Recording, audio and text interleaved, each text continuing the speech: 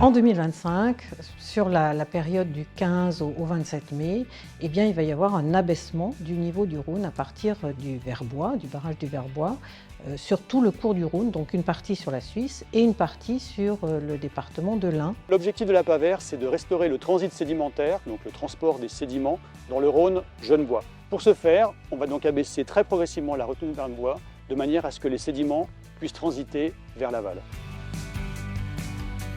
Alors les opérations de gestion sédimentaire sur le Haut-Rhône concernent les Suisses et les Français.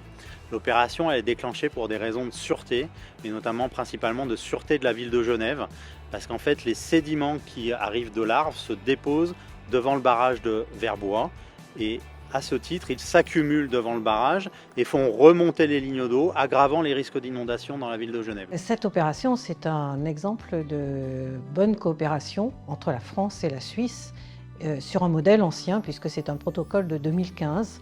Et donc, depuis ce protocole, nos autorités et nous-mêmes, nous travaillons ensemble de façon très rapprochée sur la qualité de l'environnement, avec une attention particulière sur les conditions de dragage, d'environnement.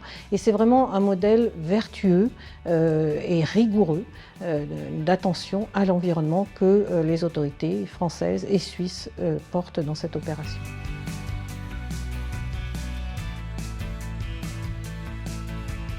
On va reprendre tous les enjeux des opérations précédentes, c'est-à-dire des enjeux de sûreté. On a parlé de la sûreté vis-à-vis du risque d'inondation pour Genève.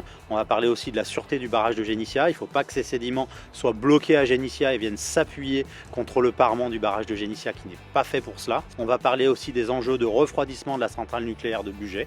Donc voilà, il faut qu'on puisse pendant ces opérations continuer à garantir le débit nécessaire au refroidissement de la centrale. Il y a des enjeux environnementaux importants aussi qu'il nous faut surveiller et sur lesquels on est très attentif.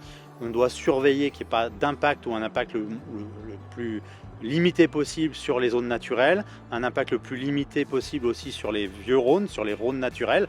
Des mesures de protection environnementale et sanitaire spécifiques vont être mises en place, notamment des contrôles de l'eau potable, de l'eau de baignade aussi, des surveillances des zones naturelles sensibles autour du Vieux-Rhône vont être regardées de près par nos autorités. Et puis enfin, une première opération pour cette année 2025 consistera à mesurer le niveau des matières plastiques dans le Rhône.